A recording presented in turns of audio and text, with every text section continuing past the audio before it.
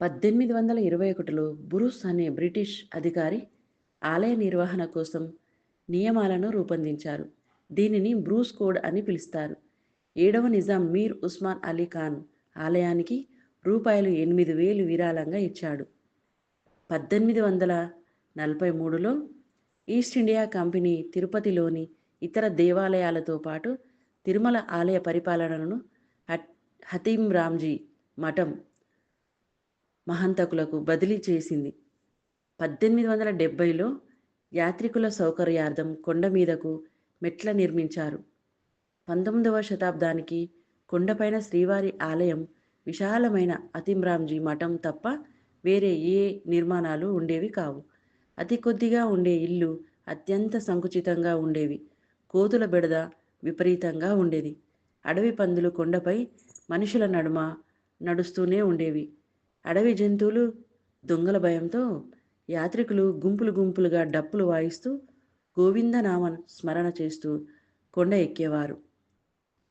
1933లో TTD చట్టం ఫలితంగా తిరుమల తిరుపతి దేవస్థానాలు ఏర్పడే వరకు, అనగా 90 ఏళ్ల పాటు 6 తరాలు మహంతుల పాలనలో ఉంది. 1933లో రూపాయలు 26,000 ఖర్చుతో మెట్ల మార్గాన్ని అభివృద్ధి చేసింది. 1940ల నాటికి తిరుమలకు వచ్చే భక్తుల సంఖ్య మెల్లగా పెరగడం మొదలైంది. అప్పటి ఉమ్మడి మద్రాసు ప్రభుత్వం కొండ మీదకు రోడ్డు మార్గం గురించి ఆలోచించింది. బ్రిటిష్ అధికారులు సర్వే బృందాల వారు తిరుపతి చేరుకున్నారు.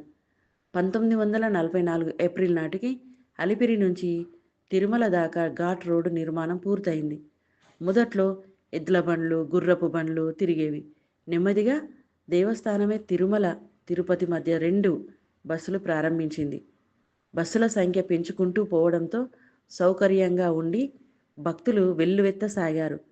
1951లో మద్రాస్ హిందూ మత చారిటబుల్ ఎండోమెంట్ చట్టం పరిధిలోకి వచ్చింది. 1966లో ఈ ఆలయాన్ని ఆంధ్రప్రదేశ్ దేవాదాయ శాఖ నియంత్రణలోకి వచ్చింది. ఆంధ్రప్రదేశ్ చారిటబుల్ హిందూ మత సంస్థలు మరియు ఎండోమెంట్ చట్టం 1979 ప్రకారం 1966 చట్టంను రద్దు చేసి తిరుమల తిరుపతి దేవస్థానాల చట్టం ఏర్పరిచారు. దీని ప్రకారం ఆలయ పరిపాలన కార్యనిర్వహణాధికారి ఆంధ్రప్రదేశ్ ప్రభుత్వం నియమించే 3 సభ్యుల మండలికి అప్పగించబడింది. 1974లో 2వ ఘాట్ రోడ్డును, ప్రస్తుతం ఎగువ రోడ్డు కూడా నిర్మించారు. 1980లో తీతిదే బోర్డు మెట్ల మార్గానికి పైకప్పు నిర్మించి విద్యుత్ దీపాల ఏర్పాటుతో మరింత అభివృద్ధి చేసింది. ఈ ఆలయంలో కన్నడ, సంస్కృతం, తమిళం, తెలుగు భాషలలో సుమారు 640 శాసనాలు ఉన్నాయి. తాళ్లపాక అన్నమాచార్యులు, అతని వారసుల తెలుగు సంకీర్తనలు 3,000 రాగి పలకలపై చెక్కబడినవి ఉన్నాయి.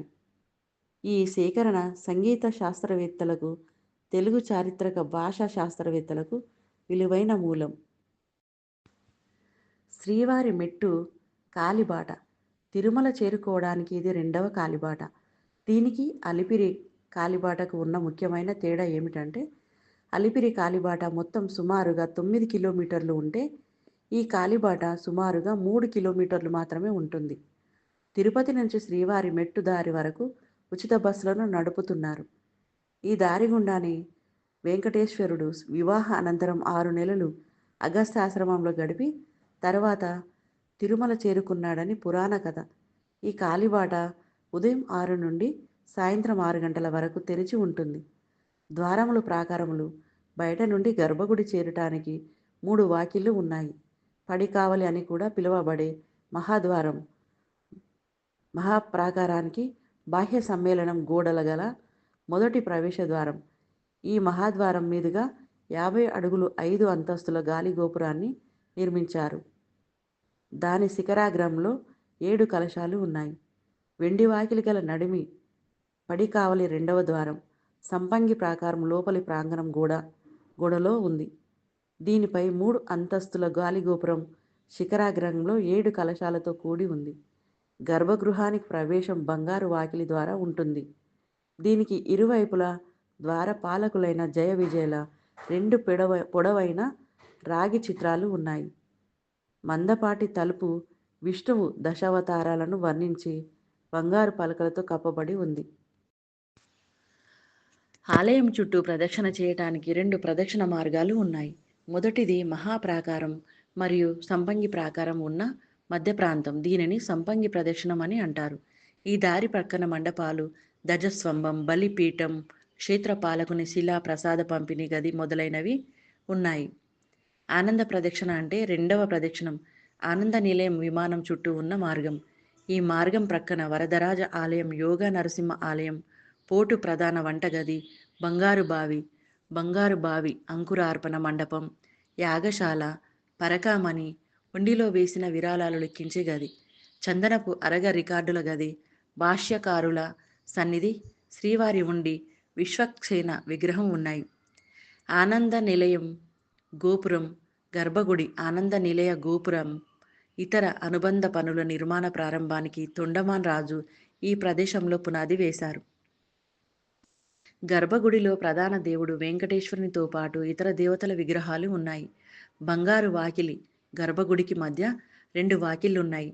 ప్రధాన దేవత 4 చేతులతో నిలబడి ఉన్న భంగిమలో ఉంటుంది. ఒక చెయ్యి వరద భంగిమలో, ఒకటి తొడపై ఉండగా 2 చేతులు శంకువు, సుదర్శన చక్రాలను పట్టుకొని ఉంటాయి. దేవుని విగ్రహం ఆభరణాలతో అలంకరించబడి ఉంటుంది. దేవుని కుడి ఛాతీపై లక్ష్మీదేవి, ఎడమవైపు పద్మావతి దేవి ఉంటారు. భక్తులకు కులశేఖరపడి మార్గం దాటి గర్భగుడిలోకి ప్రవేశించడానికి అనుమతి లేదు. ఆనంద నిలయం విమానం గర్భగుడిపై నిర్మించిన ప్రధాన గోపురం. ఇది 3 అంతస్తుల గోపురం. దాని శిఖరాగ్రంలో ఒకే కలశం ఉంది. దీనికి బంగారు పూత పూసిన రాగి పలకతో కప్పబడి ఉంది. దీనిపై అనేక దేవతల బొమ్మలను చెక్కారు. ఈ గోపురంపై చెక్కిన వెంకటేశ్వరుని విమాన వెంకటేశ్వరుడని పిలుస్తారు. ఇది లోపల ఉన్న దేవుని ప్రతిరూపం. ఆలయంలో దేవతలు. విష్ణువు అవతారమైన వెంకటేశ్వరుడు ఆలయానికి ప్రధాన దేవత. మూల విరాట్ స్వయంభుగా వెలిసినది. పంచబేరములు. వైఖానస ఆగమనాల ప్రకారం వెంకటేశ్వరుని ప్రాతినిధ్యం 5 దేవతల బేరములు రూపంలో ఉంటుంది. వీటిని మూల విరాట్తో సహా పంచబేరములు, పంచ అంటే 5 బేరములు అంటే దేవత అని పిలుస్తారు. 5 దేవతలనగా ధ్రువబేరం, మూల విరాటు, కౌతుకాబేరం, స్నపనాబేరం, ఉత్సవబేరం, బలిబేరం. అన్ని బేరములను ఆనంద నిలయం విమానం క్రింద గర్భగుడిలో ఉంచారు. మూల విరాటు లేదా ధ్రువబేరము గర్భగుడి మధ్యలో, ఆనంద నిలయం విమానం క్రింద వెంకటేశ్వరుని విగ్రహం కమలంపై నిల్చుని ఉన్న భంగిమలో 4 చేతులు కలిగి రెండింటిలో శంఖము, చక్రము ధరించి ఒకటి వరద భంగిమలో, ఇంకొకటి కటి భంగిమలో ఉంటుంది. ఈ దేవత ఆలయానికి ప్రధాన శక్తిగా పరిగణించబడుతుంది. వజ్ర కిరీటం, మకర కుండలాలు, నాగభరణం, మకరకాంతి, శాలిగ్రామ హారం, లక్ష్మీహారం వంటి ఆభరణాలతో అలంకరించబడింది. వెంకటేశ్వరుని భార్య లక్ష్మి వ్యూహలక్ష్మిగా మూల విరాట్ ఛాతిపై ఉంటుంది. భోగ శ్రీనివాస లేదా కౌతుకా బేరం. ఇది 1 అడుగు 3 మిల్లీమీటర్స్ పరిమాణంలో గల వెండి దేవతా విగ్రహం. దీనిని క్రీస్తు శకం 614లో పల్లవరాణి సామవై పండుగలు నిర్వహించడం కోసం ఆలయానికి ఇచ్చారు. భోగ శ్రీనివాస విగ్రహం ఎల్లప్పుడూ మూల విరాట్ ఎడమ పాదం దగ్గర ఉంచబడుతుంది. ఎల్లప్పుడూ పవిత్ర సంబంధ క్రూచక్షేత ప్రధాన దేవతతో అనుసంధానించబడింది ఉంటుంది. ఈ దేవత మూల విరాట్ తరపున అనేక రోజువారీ సేవలను, ఆనందాలను అందుకుంటుంది కనుక భోగ శ్రీనివాస అని పిలుస్తారు. ఈ దేవత ప్రతిరోజు ఏకాంత సేవను, బుధవారం నాడు సహస్ర కళాభిషేకంను అందుకుంటుంది.